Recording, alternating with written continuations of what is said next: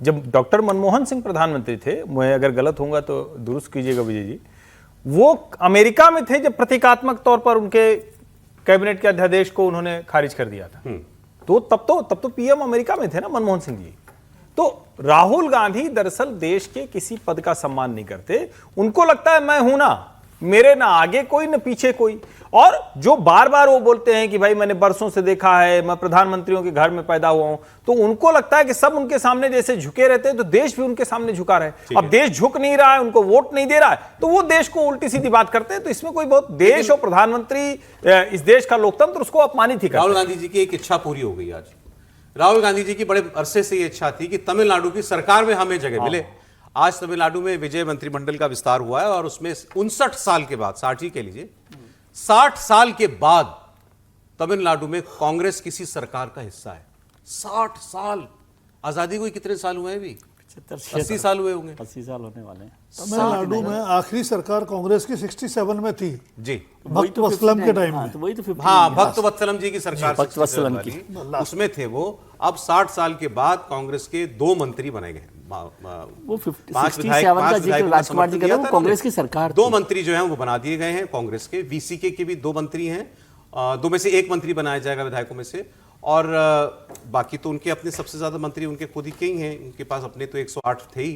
3 जगह भी खाली हैं, 33 मंत्री हो गए, 35 हो सकते हैं। एक IUML के लिए वीसीके का है और एक IUML के लिए छोड़ा हुआ है। तो मतलब कांग्रेस का कोटा तो पूरा हो गया है। सवाल ये तो, लेकिन आप दिलचस्प ये है कि इस बीच में कांग्रेस कई बार तमिलनाडु में सत्तारूढ़ गठबंधन का हिस्सा रही, बट सरकार में सत्ता में हिस्सा कोई लेता नहीं था। डीएमके ने इनको कभी सरकार में सारा झगड़ा तो और डीएमके के उसी साथ नाराजगी के चलते चुनाव से पहले भी कांग्रेस डीएमके को डंप करके टीवी के साथ समझौता करना चाहती है। अब आप देखिए, अब ठीक है, आंध्र प्रदेश में भी बीजेपी बहुत छोटी पार्टी है, लेकिन कहती है ना जब स्टेट गिनाती है, हम इतनी स्टेट में सरकार में एनडीए, तो आंध्र प्रदेश को गिनाती है। तो तमिलनाडु को आपको कांग्रेस के खाते में जोड़ना पड़ेगा।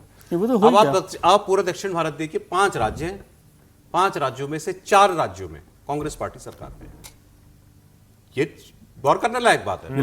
दक्षिण भारत के देखिए, केरल, कर्नाटक, तेलंगाना और अब तमिलनाडु। आज आपने प्रभाकरन जी का जिक्र नहीं किया, प्रभाकरन का जिक्र नहीं किया। श्रद्धांजलि के बाद हुआ ये मंत्रिमंडल। हाँ, कह लीजिए ना, प्रभाकरन को श्रद्धांजलि दी उन्होंने परसों, विजय ने।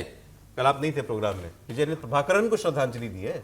और आज राहुल गांधी के विधायक शपथ ले रहे हैं उनके साथ। एक कहावत है ना, देखें आगे आगे होता है क्या। तो दोनों राज्यों में, केरल और तमिलनाडु, दोनों पर नजर रखिए आने वाले दिनों में क्या क्या होता है। थोड़ा बताइए। एक एजेंडा जिसे हम कहते हैं, अब आप प्रभाकरन को यदि आप जिसे कहते हैं महामानव मान करके उनको श्रद्धांजलि दे करके यदि आप सरकार की शुरुआत करते हैं, तो बताने के लिए आवश्यक नहीं है। अब उसमें से कुछ और लोग भी भारतीय जनता पार्टी के साथ भी जोड़ सकते हैं, उनकी डॉटर को लेकर के। AIADMK नहीं होगी इसमें, ये क्लियर हो गया। हाँ, वरना बाकी लोग मंत्री बीसीके वगैरह ने साफ कह दिया था कि हम नहीं आए, ज्वाइन करेंगे अगर आप नहीं आए। दूसरी बात, बेशक आप कांग्रेस पार्टी के खाते में ये डाल लीजिए, लेकिन सच्चाई क्या है कि कांग्रेस एक सरकार में 2 जगह तो है।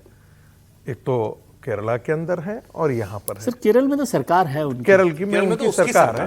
मैंने कहा ना, केरल में उनकी सरकार है, कर्नाटक में उनकी सरकार है।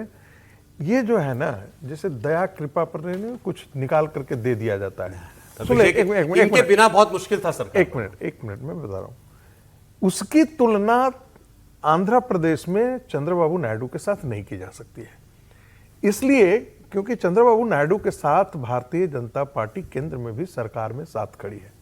एक बहुत बड़ा सपोर्ट सिस्टम वहां से आ रहा है और भारतीय जनता पार्टी का एक गठबंधन के तौर पर, एक बहुत मजबूत गठबंधन के तौर पर काम कर रहा है।